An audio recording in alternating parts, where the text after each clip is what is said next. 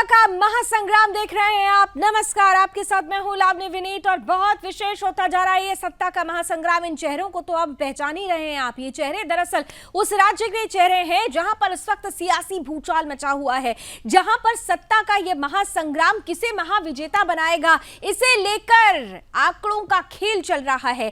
जहां केवल महाराष्ट्र की ही बात नहीं बल्कि महाराष्ट्र से लेकर दिल्ली तक और दिल्ली से लेकर गुवाहाटी तक हलचल मची हुई है। उद्धव ठाकरे के खेमे में कुनबा किस तरीके से अब टूटता हुआ नजर आ रहा है, सब ये तस्वीरें देख रहे हैं और इन सब के बीच सवाल पूछा जा रहा है, वर्षा तो छोड़ दिया, अब कुर्सी कब छोड़ेंगे? क्योंकि जिस तरह से मुख्यमंत्री आवास से उन्होंने विदा ली, इसके बाद से संख्या बल के का जो खेल है उसमें कहीं ना कहीं से उद्धव ठाकरे पिछड़ते चले जा रहे हैं और लगातार खबरें आ रही हैं कि शिवसेना के विधायक दरअसल शिंदे के होलिये हैं और इसीलिए कहा जा रहा है कि उद्धव ठाकरे कब कुर्सी छोड़ने वाले हैं, इस्तीफा कब देने वाले हैं। लेकिन इसके उलट उद्धव ठाकरे खेमे की तरफ से संजय राउत स्पष्ट रूप से कह रहे हैं कि भाई विधायक सामने आ जाएं, अगर इस्तीफा मांगते हैं तो हम इस्तीफा देने को तैयार हैं, लेकिन इस्तीफा मांगने के लिए सामने क्यों नहीं आ रहे हैं विधायक। उधर शिंदे गुट की अगर बात की जाए तो एक के बाद एक उनका यह दावा हो रहा है कि विधायक हमारे साथ आ रहे हैं क्योंकि उद्धव ठाकरे ने शिवसेना के साथ गद्दारी की, शिवसेना के आधार के साथ गद्दारी की, उस हिंदुत्व के साथ गद्दारी की जिसे लेकर बाला साहेब ठाकरे ने शिवसेना की संरचना की थी। इन सब के बीच महाराष्ट्र की सियासत में यह भूचाल किस करवट रुख करेगा, ये ऊंट किस करवट बैठेगा, इस पर हमारी लगातार नजर भी बनी रहेगी। और हमारे साथ आज विशेष अतिथियों का जो पैनल है महाराष्ट्र की पूरी सियासत को समीक्षात्मक रूप से विश्लेषित करता हुआ आपके सामने रखेगा। लेकिन उससे पहले हम आगे बढ़े, इस वक्त की कुछ बड़ी खबरें हैं जो आपके लिए जान लेना बहुत जरूरी हो जाती है। तो इस वक्त की बड़ी और ब्रेकिंग न्यूज, 3 और बागी एमएलए गुवाहाटी रवाना हो चुके हैं। सूरत से गुवाहाटी जा रहे हैं 3 और एमएलए, यानी 35 एमएलए जिसका दावा किया जा रहा था शिंदे की तरफ से, एकनाथ शिंदे की तरफ से कि लगातार जो एमएलए अभी तक हमारे साथ नहीं आए हैं वो भी हमारे साथ आ जाएंगे। तो इससे जुड़ी हुई ये बड़ी और अहम खबर मानी जाएगी। सूरत से गुवाहाटी जा रहे हैं 3 और एमएलए, इधर उद्धव ठाकरे के करीबी हैं, ये माना जा रहा है। ये जो 3 चेहरे हैं इनमें उद्धव ठाकरे के करीबी चेहरे भी शामिल हैं जो एकनाथ शिंदे के होने चल दिए हैं। 3 और बागी एमएलए गुवाहाटी के लिए रवाना, सूरत से गुवाहाटी जा रहे हैं 3 और एमएलए। साथ ही साथ उद्धव ठाकरे के करीबी रविंद्र फाटक ने भी बदल लिया है अपना पाला। तो 3 और एमएलए लगातार एकनाथ शिंदे गुट को मजबूती प्रदान करते हुए और उद्धव गुट क्या अब पूरी तरह से निराश हो रहा है, खाली हो रहा है?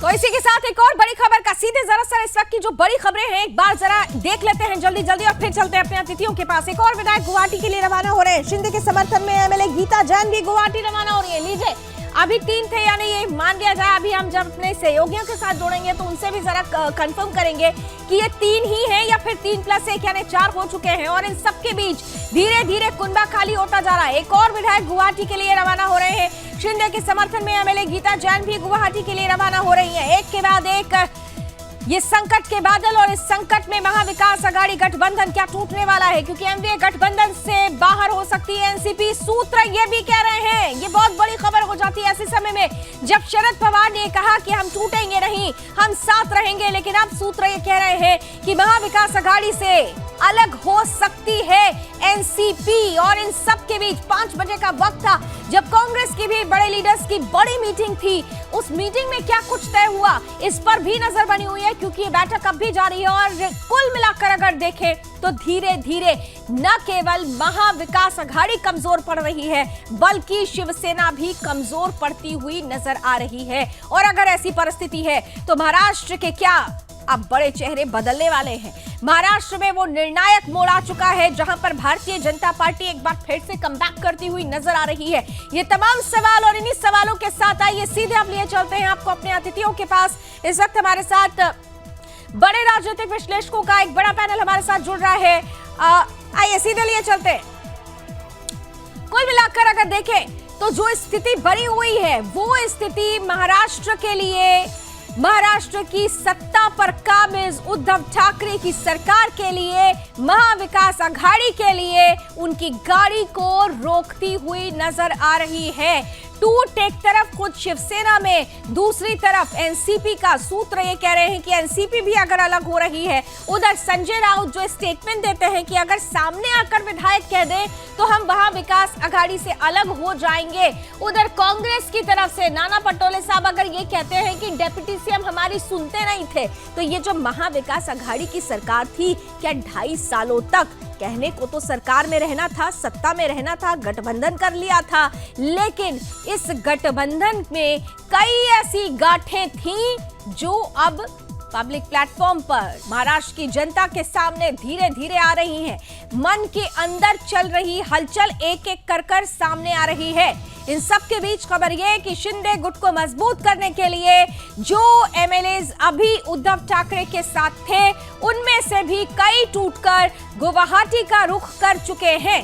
कुछ बेहद खास माने जाते हैं। रविंद्र फाटक जैसे विधायकों का जो विधायक हैं, जो निरंतर उद्धव ठाकरे के बहुत करीबी कहे जाते रहे, जिनकी तरफ से लगातार शिवसेना को लेकर जब भी स्टेटमेंट भी देखा गया तो उद्धव के करीबी होने के नाते वैसे ही वो बयान भी देते रहे। लेकिन अब ये कहा जा रहा है कि उनका मन भी भर गया है और वो भी अब शिंदे के हो लिए हैं।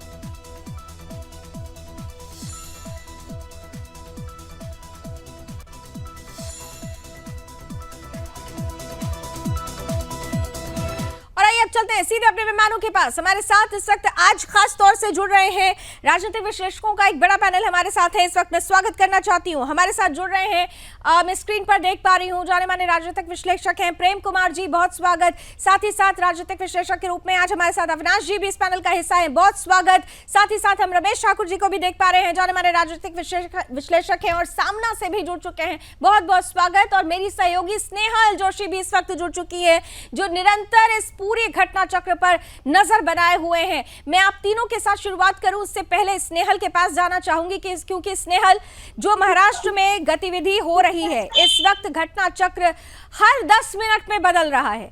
अगर आप 10 मिनट के लिए सोचें कि आप थोड़ी देर के लिए दूर हो जाइए, तो 10 मिनट के बाद आप आइए तो आपको एक नई खबर दिखाई देती है।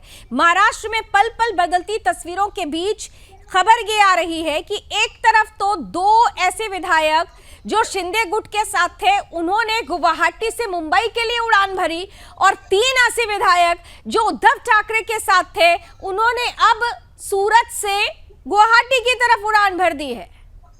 बिल्कुल, कल दादा से परसों के दिन जब ये पहली बार सामने आया था कि ये लोग सूरत में है, उस समय उन लोगों को समझाने के लिए गए हुए दादा से भी अब शिंदे के गुट में जो है वो शामिल हो चुके हैं। इस समय की वो भी बड़ी न्यूज है। सबसे बड़ी खबर तो ये है कि एनसीपी की जो बैठक हुई है, एनसीपी के बैठक में भी एक बयान सामने आया है कि जब तक उद्धव ठाकरे इस्तीफा नहीं दे देते, हम तब तक कुछ भी एक्शन नहीं लेंगे। यानी इस्तीफे की मांग अब एनसीपी के गुट से भी बाहर निकली है। लावनी, आपने बड़ी बात कही कि अभी तक तो यह भी कहा जा रहा था कि सिर्फ शिंदे गुट ही इस्तीफा मांग रहा है, लेकिन एनसीपी गुट भी अब इस्तीफा मांग रहा है।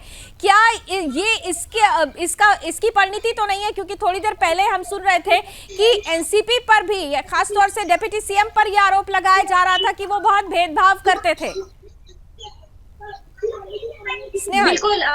बिल्कुल, क्योंकि सीएम के साथ भी यह कहा जा रहा था कि वो एनसीपी और कांग्रेस की जो विधायक है या फिर कार्यकर्ता है, उनके काम होते हैं, शिवसेना के नहीं होते। वैसे ही हर एक मराठवाड़ा हो, विदर्भ हो या फिर कोकण पट्टा हो, इन सभी का भी आक्षेप रहा है कि जो उप मुख्यमंत्री है उनके ओर से काम जो है वो नहीं हो रहा है। यानी सिर्फ सीएम पर नहीं, डिप्टी सीएम पर भी ये आरोप जो है वो लगातार बन रहा था और उसकी खटखट जो है वो इस समय बाहर आ रही है। वैसे भी हमने पहले से देखा है, जब से गठबंधन हुआ है तब से एक बात बार बार भाजपा की ओर से कही जा रही थी कि हमें इनको तोड़ने की जरूरत नहीं, इनके अंदर की जो फूट है वो एक दिन सामने आएगी। और बिल्कुल फूट सामने आ तो गई है, लेकिन रमेश जी आपके साथ शुरुआत करते हुए, फूट सामने आई है।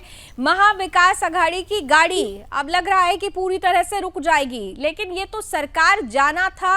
संख्या बल के आधार पर अगर देखें तो अभी 2 दिन पहले ही मंगलवार से, और हम पहले भी आपके साथ इस पर चर्चा कर चुके हैं कि सरकार खतरे में है, लेकिन यहाँ तो पार्टी खतरे में है अगर हो जाता है तो ये निश्चित रूप से शिवसेना के लिए, उद्धव ठाकरे के लिए बहुत अच्छी खबर नहीं है। रमेश ठाकुर जी।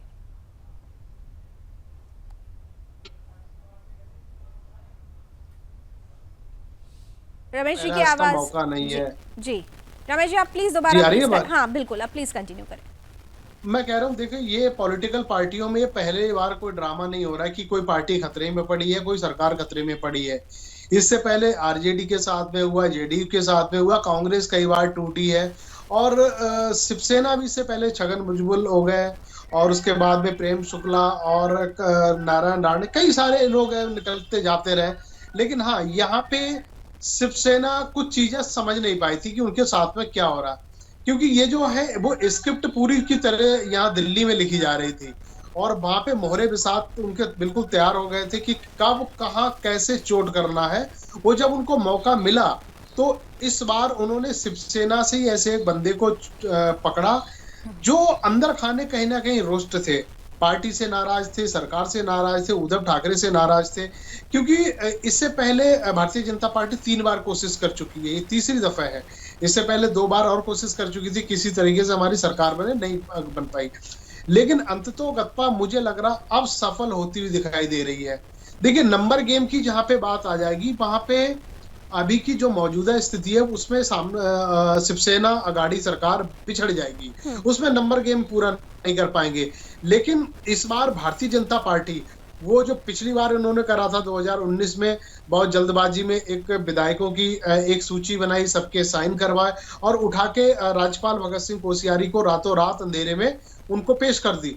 लेकिन अभी ये समय लेना चाह रहे हैं। एकनाथ खड़गे का ये था कि आज वो एक चिट्ठी दे देते जितने उनके पास समर्थक में विधायक थे, लेकिन अब वो कल का समय ले रहे हैं, और कल के समय के बीच बीच में अब शिवसेना, एनसीपी, कांग्रेस, अब इन तीनों भी कन्फ्लिक्ट तैयार करने की एक पटकथा लिखी जा रही है। अब शिवसेना के बाद लेकिन रमेश जी, ये जो कहा जा रहा है, ये कहा जा रहा है कि भाई ये सब कुछ भारतीय जनता पार्टी करा रही है, जो जैसा कि ये दिल्ली से स्क्रिप्ट लिखी जा रही है। बगावत एक व्यक्ति को की समझ में आती है, 2 की समझ में आती है, 3 की समझ में आती है, चलिए 10 मान लेते हैं कि आप 10 को तोड़ सकते हैं।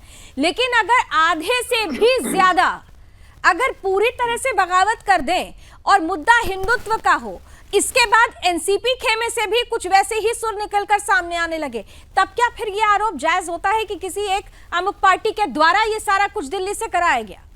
रमेश जी। देखिए लावनी जी, ये बात आपको पता है, और राजनीतिक पार्टियों में, नेताओं में नैतिकता नाम की कोई चीज बची नहीं है। इस बात को आपको मानना पड़ेगा।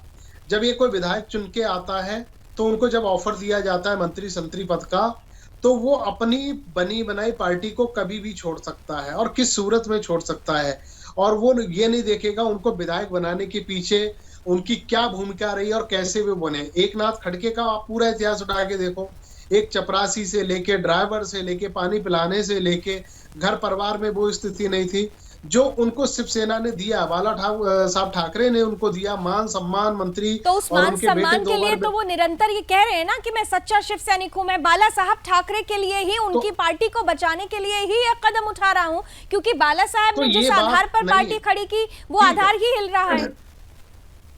लेकिन एक बात बताओ लावनी जी, अगर उनको कोई दिक्कत परेशानी किसी तरीके से थी तो वो अपनी बात भी रख सकते थे ना। ये ड्रामा करना, एक पुरानी पार्टी जो हिंदुत्व की रक्षा के लिए आगे बढ़ती रही है, पहली पार्टी उनका हिंदुत्व की रक्षा के लिए नाम दिया जाता है। आप कह रहे हैं कि बात करने का मौका नहीं दिया गया, बात करना चाहिए था। लेकिन अविनाश जी, आपके पास आते हुए, एक तरफ एकनाथ शिंदे, उद्धव ठाकरे भी यही बात कह रहे थे कि भाई बात से बात बनती है, संजय राउत भी कह रहे हैं आइए सामने आइए, बात करते हैं, सब कुछ समाधान हो जाएगा। लेकिन एकनाथ शिंदे की तरफ से सीधे तौर पर जो महत्वपूर्ण आरोप लगाए गए, उन आरोपों में यह भी था कि पहुंच ही नहीं हो पाती थी। मिले तो कैसे मिले, बातचीत करने के लिए मिलना जरूरी होता है, लेकिन यहां तो मुख्यमंत्री तक पहुंच ही नहीं हो पाती थी। और न केवल एकनाथ शिंदे बल्कि बाकी के जो विधायक हैं, उनकी तरफ से भी यह दर्द गाहे बगाहे सामने आता रहा है। अविनाश जी। लावनी जी नमस्कार, आपके सारे श्रोताओं को ढेर सारी शुभकामनाएं। लावनी जी, पहले मूल बात पे रहते हैं। अभी विश्लेषक ठाकुर साहब कई सारी बातें कह रहे थे विश्लेषण कहीं माफ कीजिएगा, विश्लेषण कहीं मुझे नजर नहीं आया। अगर वो वाकई में विश्लेषक होते तो 2-4 सवाल का जवाब बहुत खुले तौर पे जनता को देने की कोशिश करते। थोड़ा सा पहला सवाल मैं अविनाश जी, कि अब व्यक्तिगत टिप्पणी पे हम नहीं करेंगे क्योंकि आज हमारे साथ आप तीनों ही बहुत आदरणीय और सम्माननीय हैं। बस व्यक्तिगत टिप्पणी पर नहीं जाएंगे। कोई पॉलिटिकल पर्सन यहाँ नहीं है आज। मैं बता रहा हूं।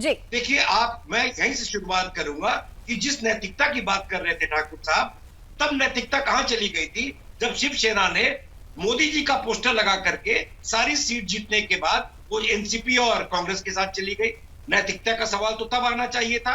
और आज भी हमारे विश्लेषक कोई भी ये बात नहीं कह रहे हैं कि जो भी शिंदे साहब कर रहे हैं वो परम शिव सैनिक के नाते जो उनका बाला साहब का जीवन भर का एजेंडा था, आज भी वो अपने जो शीर्ष के नेतृत्व है उनके पाले में डालने की कोशिश कर रहे हैं।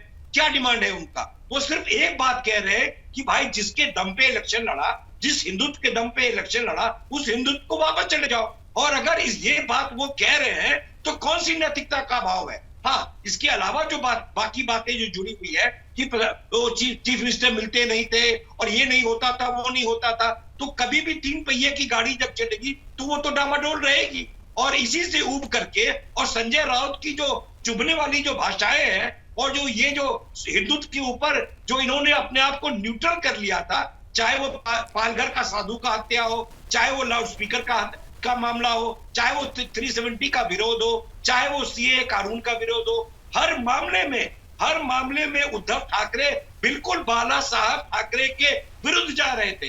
तो शिंदे साहब ने पार्टी बचाने के लिए, शिंदे साहब ने बाला साहब के विचार को बचाने के लिए, शिंदे साहब ने महाराष्ट्रीयन अस्मिता को बचाने के लिए, शिवसेना को बचाने के लिए मजबूरी में ये कदम लिया है। लेकिन अविनाश जी अगर पार्टी को ही बचाना था, अगर सिद्धांतों को ही बचाना था, तो जिस 2019 की चिट्ठी अब वो पब्लिक प्लेटफॉर्म पर लेकर आ रहे हैं, तो 2019 में जब सरकार का फॉर्मेशन हो रहा था उनको उसी वक्त इस बात को सामने रख देना चाहिए था कि हम तैयार नहीं है, हम बाला साहब के सिद्धांतों के साथ नहीं हम कॉम्प्रोमाइज कर सकते हैं। फिर क्यों महाविकास आघाड़ी में 2.5 साल तक फिर वो रुके रहे? सवाल तो ये भी पूछा जाएगा।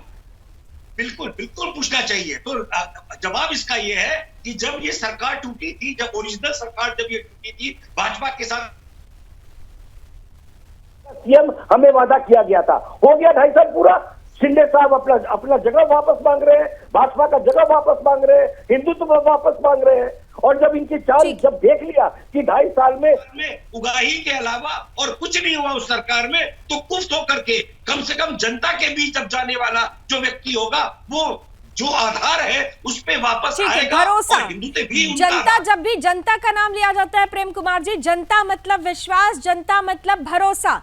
लेकिन महाराष्ट्र की सियासत में जो कुछ भी हो रहा है, जनता भी बड़ी कंफ्यूज हो गई है। एक तरफ उद्धव ठाकरे हैं जो सामने आते हैं, फेसबुक लाइव करते हैं, इमोशनल कार्ड खेलते हैं, दूसरी तरफ एकनाथ शिंदे गुट है और खुद एकनाथ शिंदे हिंदुत्व की लगातार उस पर दम भरते रहते हैं। तो यहाँ तो जनता ही कंफ्यूज हो गई है कि विश्वास किसके साथ लेकर जाएंगे।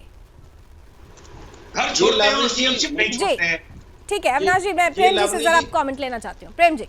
जी लावनी जी, मुझे तो ऐसा लग रहा है जैसे एक खेल चल रहा हो। आज सूरत के क्रिकेट मैदान में मैच होगा, कल गुवाहाटी में होगा, परसों शारजा में भी हो सकता है, ये भी हम सुन सकते हैं कि देश से बाहर हो रहा हो। तो ये लोकतंत्र इस तरीके से महाराष्ट्र से बाहर जो खेल बन गया है, ये गलत हो रहा है। कोई भी चीज, उद्धव सरकार चली जाए या उद्धव सरकार बनी रहे या शिंदे मुख्यमंत्री बन जाए, ये डेमोक्रेटिक तरीके से होते हुए दिखता तो जनता का विश्वास नजर आता। लेकिन ये महाराष्ट्र से बाहर आकर के आप समझिए ना, उस विजुअल्स में 39 या 50 आप लोगों को इकट्ठा कर लीजिए, कहिए कि ये विजुअल्स हैं और सब हमारे साथ हैं। तो ये विजुअल्स कहाँ शूट किए गए हैं? मैं एक तकनीकी सवाल उठाता हूँ, ये विजुअल कहाँ शूट किए गए हैं? देश में, देश से बाहर, या पीछे में किसी ने बंदूक लगा रखा है, दाऊद इब्राहिम ने आयोजित किया है कि किसी और ने किया है? ये जो है, कहने का मतलब ये है कि जो लोकतंत्र का बहुमत है वो फ्लोर पर होगा, महाराष्ट्र में होगा, उसकी राजधानी में होगा। होटल के बाहर आप इतने व्यथित क्यों हो रहे हैं? आप इतने विचलित क्यों हो रहे हैं? मेरा जो प्रश्न है मेरा प्रश्न इस बात को लेकर है कि डेमोक्रेटिकली जब कोई चीजें होगी तो अपने शहर से बाहर भाग करके ली मेरिडियन और दूसरे होटलों में नहीं होगी या नहीं होनी चाहिए। प्रेम कुमार जी, ये चीजें डेमोक्रेसी की, डेमोक्रेटिकल जिस हम बेस की बात कर रहे हैं, हमारा ये पहली बार तो है नहीं। आपने भी कहा कि इसके पहले तो हम कर्नाटक में भी यही देख रहे थे, इसके पहले हम मध्य प्रदेश, राजस्थान जैसे जगहों पर भी यही देख रहे थे, छत्तीसगढ़ में भी अब उम्मीद चल रही है, देखिए कब क्या कैसे हो जाए परिस्थितियों को देखते हुए। लेकिन इतना जरूर है, चलिए आगे बढ़ते हैं। उससे पहले एक बड़ी खबर आ रही है, सीधे रुक कर लेते हैं ब्रेकिंग न्यूज का। सरकार में शामिल हो सकती है बीजेपी।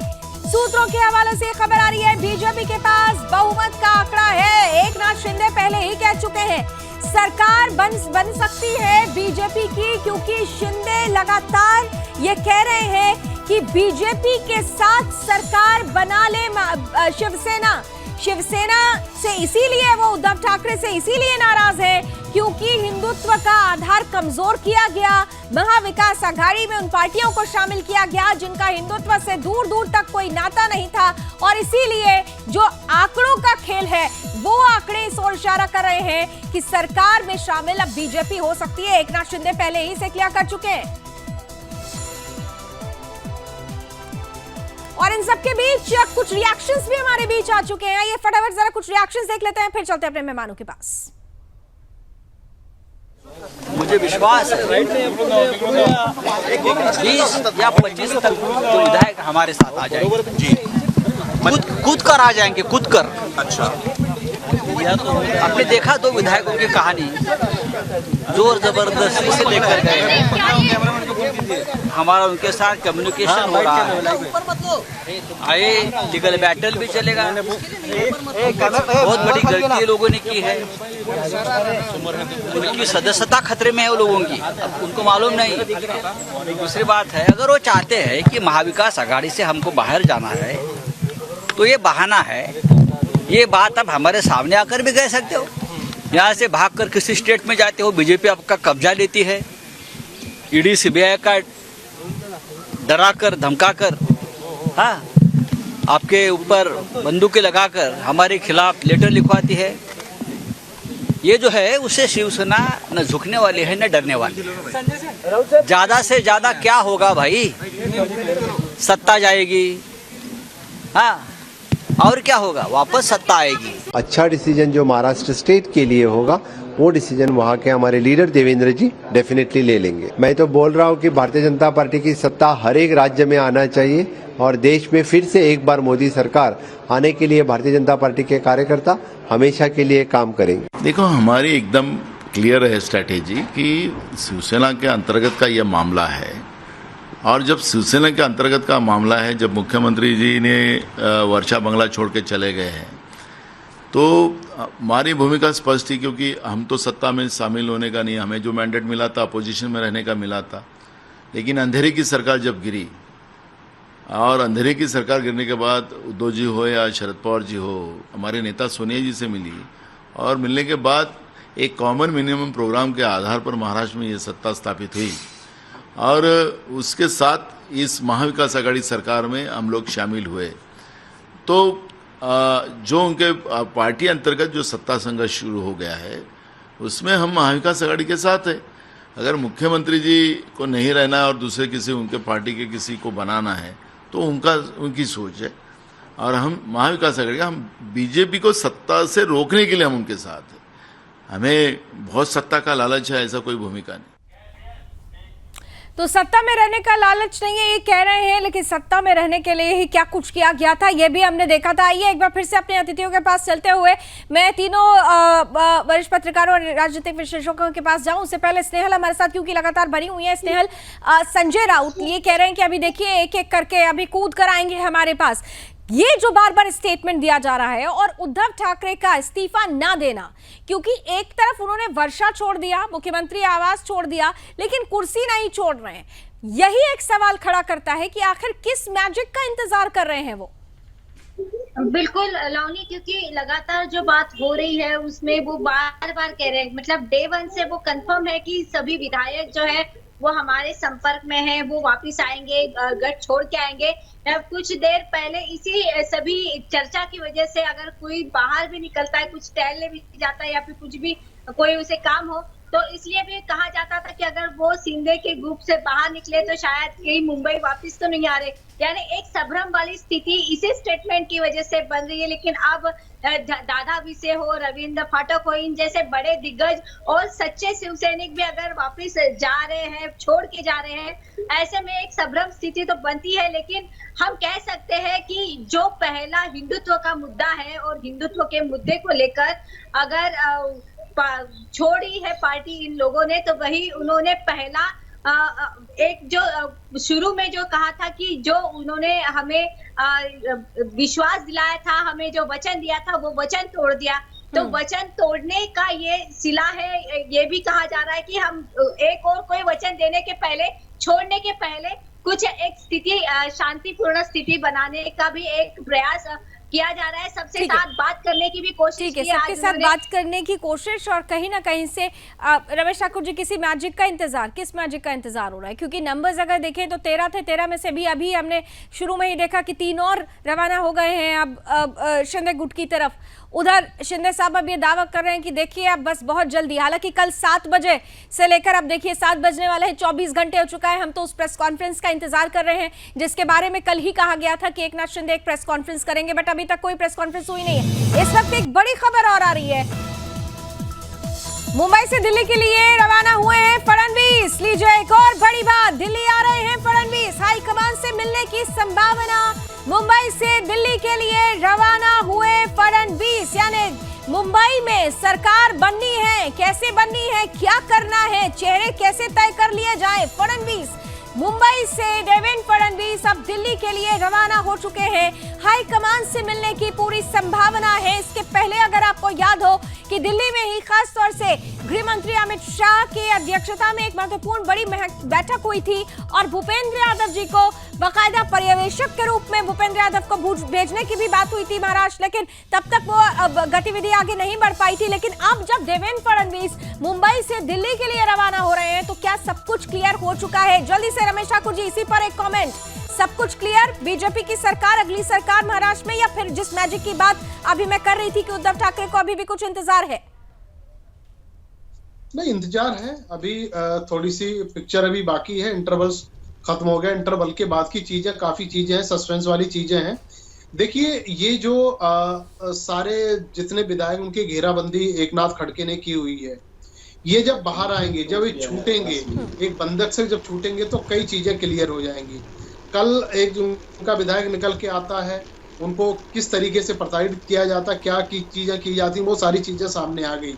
एक अभी गुंजाइश और एक अभी संभावना ऐसी बची हुई है कि जब फ्लोर टेस्ट अगर होगा तो उसमें चीजें क्लियर हो जाएंगी। और मुझे लग रहा है कि अगर ऐसा है तो ठीक है, भगत सिंह कोश्यारी को इस समय कोरोना पॉजिटिव है, उनको कुछ एक्शन लेना चाहिए और एक मौका अपनी इमेज बचाने का और अपनी पार्टी बचाने का, ये सबसे बड़ा मौका था इस समय मुझे लग रहा है उद्धव ठाकरे साहब के पास में।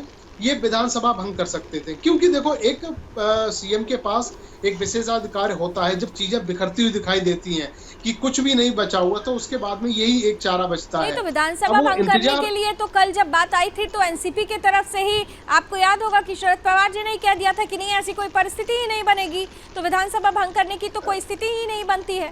नहीं, स्थितियां बन गई, बीते अब से लेके 17-18 घंटे में स्थितियां बहुत बदल गई। अब इसके बाद में 15 घंटे जो हैं वो बहुत भारी पड़ने वाले हैं महाराष्ट्र की सियासत के लिए, क्योंकि उसके बाद में देखो सरकार गिरेगी ये तय हो गया है, सरकार किसकी बनेगी ये भी बिल्कुल तय हो गया, लेकिन अभी बीच का एक पेज फंसा हुआ है। हो सकता है विधानसभा भंग कर दी जाए, हो सकता है एकनाथ खड़गे और उद्धव ठाकरे के बीच में पैचअप हो जाए, पैचअप उस बात पे हो जाए जो एकनाथ खड़गे चाहते हैं।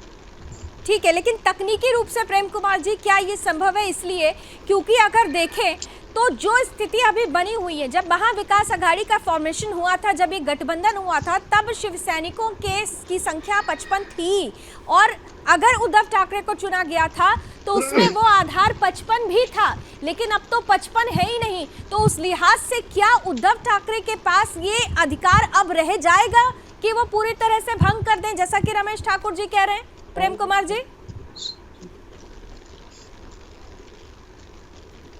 प्रेम कुमार जी, क्या आपको मेरी आवाज पहुंच रही है? मुझे लगता है शायद प्रेम कुमार जी तक मेरी आवाज नहीं पहुंच रही है, प्लीज पैनल इसे चेक करें। अविनाश जी, आपने मेरा सवाल सुना होगा निश्चित रूप से, आप इसका प्लीज जवाब दीजिए। बिल्कुल, देखिए लावली जी, विश्लेषक के तौर पे मैं 2-3 बातें आपके सामने रखना चाहता हूँ। मैंने आधार को आपके पास रख दिया था अपने पहले वक्त में। आज ये देखिए कि एक अंग्रेजी में शब्द है बैटल ऑफ एट्रिशन, कि who will blink the first, पहले झपकी कौन मारेगा। एनसीपी इस बारे इस इंतजार में है कि उद्धव रिजाइन कर दें, और ये इंतजार में है कि उद्धव को नाखून कटा के हम शहीद नहीं होने देना चाहते, इसलिए एनसीपी नहीं छोड़ रही है। तो ये चाहते हैं कि हिंदुत्व आपस में जो बटा हुआ है ये देश देखता रहे, लंबे समय तक हिंदू बटे हुए हिंदुत्व को लोग देश देखता रहे, और कहीं ना कहीं ये दबाव बना रहे हैं उद्धव ठाकरे के ऊपर कि साहब आप रिजाइन मत करो। पिछले 18 आप ये देखिए कि मुख्यमंत्री अपना बंगला छोड़ देता है पर वो रिजाइन नहीं करता। इसका अर्थ क्या है कि सरकार में तब तक बने रहो जब तक कि तुम्हें शहीद का दर्जा ना मिल जाए। अब ये चक्कर में है कि ये जो ब्रेक अवे फैक्शन जो है, ये शिंदे साहब का जो फैक्शन है, वो अलग से कोई दावा करे ताकि ये नाखून कटा के शहीद हो सके कि हमने तो एनडीए चलाने की कोशिश की पर वो चल नहीं पाई क्योंकि बीजेपी ने सरकार गिरा दी। ऐसा कुछ नहीं होने वाला है। ये शिंदे का जो फैक्शन है ये वापस जाके मिलेगा अपने पेरेंट फैक्शन के साथ। उद्धव भी इनके होंगे, ये भी उद्धव के होंगे, और ये जो दौरा दिल्ली का हो रहा है वो सिर्फ इस वजह से हो रहा है कि दिल्ली का कोई नेता, चाहे वो गडकरी साहब ही। और इस वक्त एक बड़ी खबर और आ रही है, शाम 7 बजे उद्धव ठाकरे ने एक बड़ी बैठक बुलाई है। एक बार फिर से बड़ी बैठकों का दौर शुरू, विभाग प्रमुखों के साथ उद्धव ठाकरे एक बड़ी बैठक करने वाले हैं। बैठक में सभी नेताओं को बुलाया गया है। ये बड़ी खबर आ रही है कि खास तौर से उद्धव ठाकरे एक बड़ी बैठक करने वाले हैं। जितने भी बड़े चेहरे हैं जो उनके साथ अब फिलहाल जुड़े हुए हैं, उनकी बैठक शाम 7 बजे उद्धव ठाकरे की तरफ से बुलाई गई है। विभाग प्रमुखों के साथ ये बड़ी बैठक करेंगे।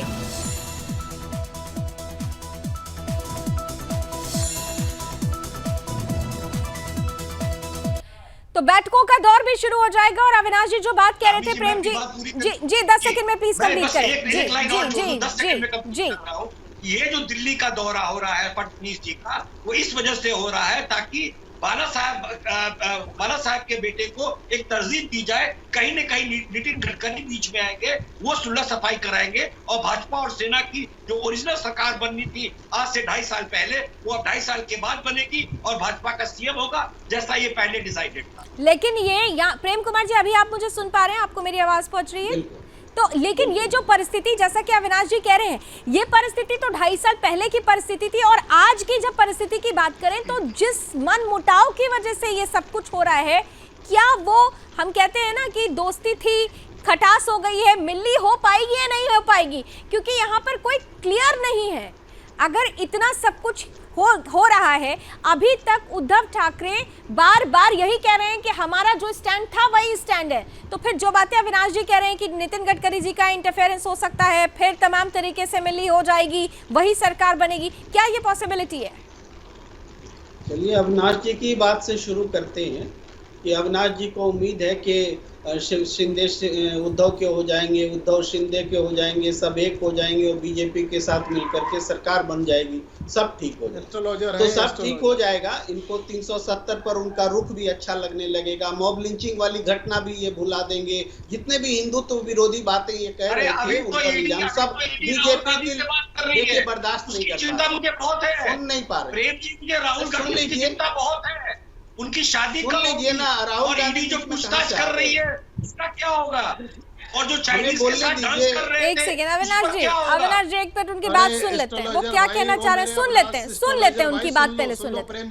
ठीक है प्रेम जी बोलिए। पंक्ति यही है कि ये तब तक हिंदुत्व विरोधी हैं जब तक कि बीजेपी की लॉन्ड्री में जाकर के साफ नहीं हो जाते।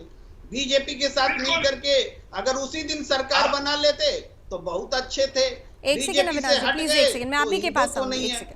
हाँ। जो हिंदुत्व की का जो ये ठेका ऑपरेशन लोटस वाले लेकर के रखे हुए हैं, तो ये ऐसा नहीं कि जो ऑपरेशन लोटस चलाएगा उन्हीं के साथ हिंदुत्व। प्रेम कुमार जी, आप तो राजनीतिक विश्लेषक है, वरिष्ठ पत्रकार रहे हैं, ठीक है, भारतीय जनता पार्टी को सवाल जरूर खड़ा करना चाहिए। जो परिस्थितियां, मैं तो किसी पार्टी से हूं नहीं स्पोक पर्सन, मैं तो नॉर्मली सवाल पूछ रही हूँ आपसे कि कर्नाटक में फिर क्या हो गया था?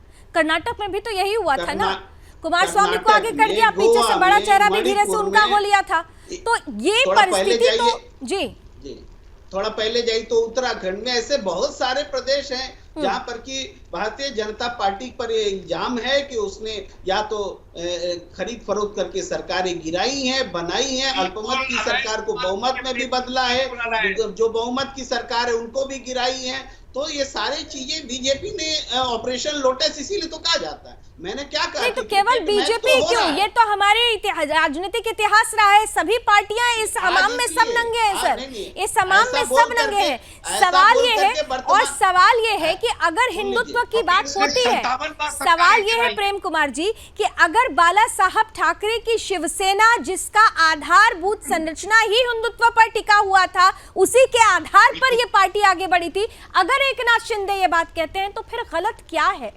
सवाल ये है। मैं इससे पहले कि पिछले प्रश्न का जवाब दूं, बहुत अच्छी बात आपने उठाई। ये बाला साहब ठाकरे जी ने, आपको याद होगा, कांग्रेस से नाता शिवसेना का पुराना है, इमरजेंसी में भी समर्थन किया था बाला साहब ठाकरे ने। 1980 के चुनाव में भी कांग्रेस के खिलाफ कोई उम्मीदवार नहीं दिया था बाला साहब ठाकरे ने। इनका पुराना रिश्ता रहा कांग्रेस से, ऐसा नहीं है कि जो बीजेपी के साथ गए तभी हिंदुत्व है, कांग्रेस के साथ रह करके भी उनका हिंदुत्व जिंदा था। एक तो बात ये है, और दूसरी बात ये कि मैं कांग्रेस में जाना वो कहते थे मरने के बराबर। कांग्रेस के बारे में उन्होंने कहा है कि कांग्रेस के सामने घुटने इतिहास थोड़े बदल दूंगा, मर जाना।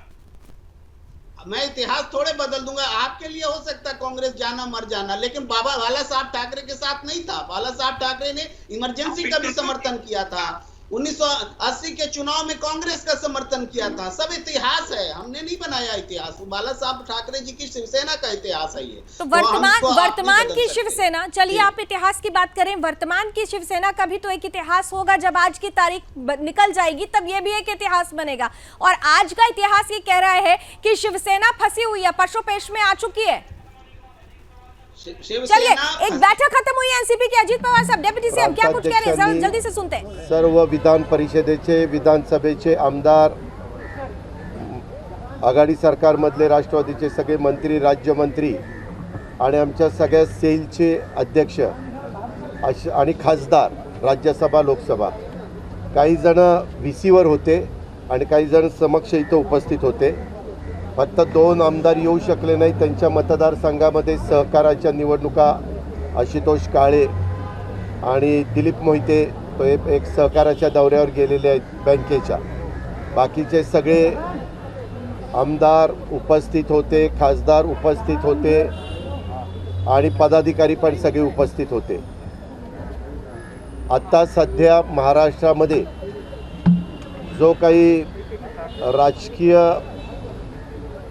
परिस्थिती निर्माण झालेली आहे, त्या परिस्थितीच्या संदर्भामध्ये माझ्यानंतर प्रांताध्यक्ष पण अधिकारवाणीनं सांगतील, पण महाविकास आघाडीचं सरकारमधले प्रमुख उद्धव ठाकरे साहेबांना पूर्णपणे पाठिंबा देऊन राष्ट्रवादी काँग्रेस पक्ष शेवटपर्यंत हे सरकार कसं त्या ठिकाणी टिकेल ह्याबद्दल प्रयत्न करत राहणारे, प्रयत्न करणारे, तशा पद्धतीनं आम्ही काम करतोय। मी तशा प्रकारे दुपारी पण मुख्यमंत्र्यांशी बोललो, ते मातोश्रीवर होते आणि आता आदित्य ठाकरेंचा पण दुसऱ्या कामाच्या करता फोन आलेला होता, त्यांना पण मी सांगितलं। माझी मीडियाला, इलेक्ट्रॉनिक आणि प्रिंट मीडियाला विनंती आहे की ह्याच्यापेक्षा दुसरं कुठलीही भूमिका राष्ट्रवादी काँग्रेस पक्षाची त्या ठिकाणी नाही आहे। शिवसेनेमध्ये काही प्रश्न आमदारांच्यामध्ये निर्माण झालेले आहेत, त्याच्याबद्दल जास्त अधिकारवाणीनं शिवसेनेचे प्रवक्ते किंवा शिवसेनेचे नेते हे त्याच्या संदर्भामध्ये सांगतील। आपण ते टीव्हीच्या वेगवेगळ्या चॅनलच्या माध्यमातून दाखवताच आहात। काही आमदार परत आलेले आहेत, त्याच्यामध्ये नितीन देशमुख असतील, किशोर पाटील असतील, त्यांनी वेगळी भूमिका तिथं म्हणजे काय झालं ती मांडलेली आहे। परंतु तिकडं आमदार आहेत ते पण आपल्याला चॅनलच्या माध्यमातून पाहायला मिळत आहेत। त्यांना आव्हान करण्याचं काम मुख्यमंत्र्यांनी पण काल भाषणामध्ये महाराष्ट्राला उद्देशून त्यांनी भाषण केलं, त्यावेळेस त्यांनी पण आव्हान केलेलं आहे आणि आज पण त्यांच्या पक्षाच्या प्रमुखांनी आव्हान केलेलं आहे। आम्ही या परिस्थितीवर पूर्ण लक्ष ठेवून आहोत, पण आमची भूमिका, पक्षाची भूमिका ही आघाडी सरकारला आघाडी सरकार टिकवण्याच्या संदर्भातली आहेत. तिथं आमचा एक सर्व आमदार आमच्या बरोबर आहेत, सर्व विधिमंडळाचे सदस्य बरोबर आहेत. एक आहे काही आमच्यातले मित्र पक्ष थोडंसं वेगळ्या प्रकारचे स्टेटमेंट करतायत की बाबा अजित पवारांनी त्या निधीचं असं केलं तसं केलं.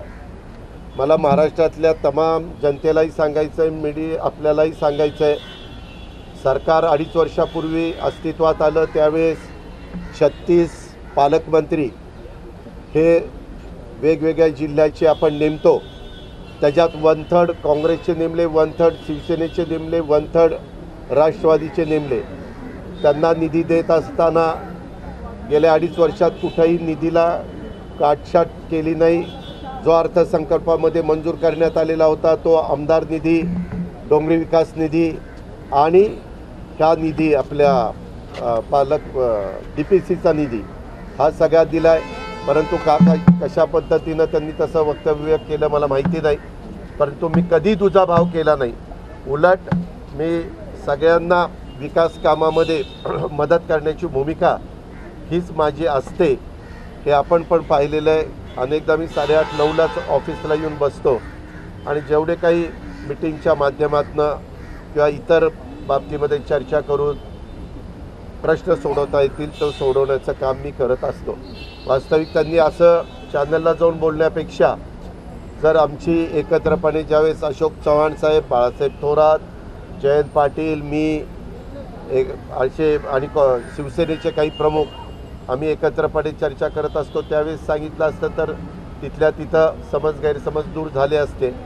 अशा काळामध्ये प्रत्येकाने आमच्या तिघांची आघाडी आहे, तिघांनी पण ही कशी टिकेल आणि हे आत्ताची परिस्थिती कशी आपल्याला नीटपणे सर्वांना मिळून हाताळता येईल याचबद्दलचा प्रयत्न हा केला गेला.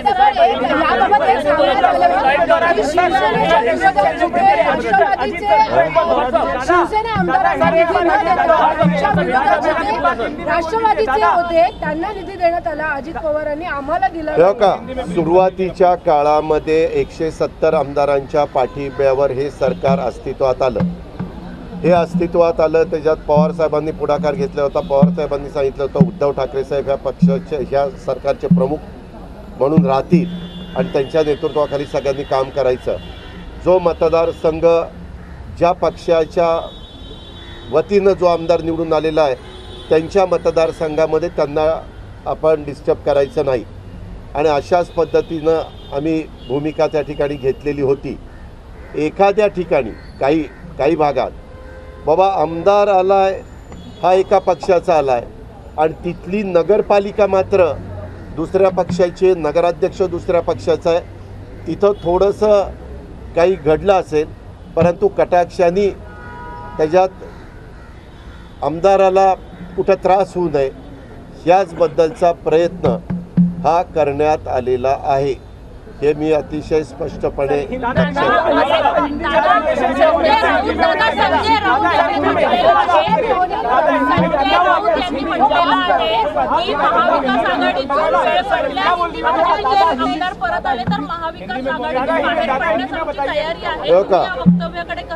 आम्ही त्या वक्तव्याकडे असं बघतो. त्यांचं वक्तव्य मी पण मीडियामध्ये पाहिलेलं आहे.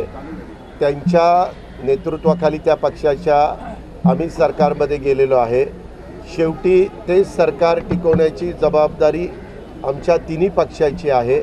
आता तो अजीत पवार ये कहते हुए कि महाविकास आघाड़ी की गाड़ी में कोई ब्रेक नहीं लगा है, एनसीपी आखिरी दम तक उद्धव ठाकरे के साथ खड़ी रहेगी और उन्होंने मीडिया से भी अपील की है कि एनसीपी की भूमिका को आप इधर उधर मत दिखाएं. हमारी भूमिका एकदम स्पष्ट है कि हम महाविकास आघाड़ी की गाड़ी को निरंतर जारी रखना चाहते हैं. उनके पहिए जाम नहीं होंगे. हम लगातार आखिरी दम तक उद्धव ठाकरे के साथ खड़े रहेंगे. अंदरूनी मामला जरूर है, अंदरूनी कुछ उठापटक जरूर है, लेकिन वो दूर कर ली जाएगी. लगातार ये कहते हुए एनसीपी के लीडर्स नजर आ रहे हैं. जल्दी से एक रिएक्शन अपने मेहमानों से ले लेते हैं. प्रेम कुमार जी, आपके साथ रिएक्शन लेते हुए अजीत पवार ये कह रहे हैं कि कुछ भी नहीं होने वाला है, हम आखिरी दम तक रहेंगे, महाविकास आघाड़ी की गाड़ी यूं ही चलती रहेगी, हम साथ रहेंगे.